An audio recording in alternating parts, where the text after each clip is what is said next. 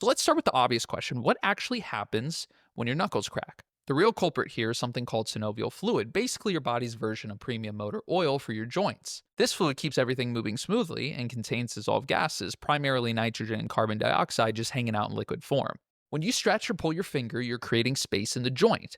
And this sudden expansion drops the pressure inside, kind of like opening a shaken soda bottle. The dissolved gases can't stay dissolved anymore, so they rapidly form bubbles in a process scientists call cavitation, or, if you want to sound really fancy at parties, tribonucleation.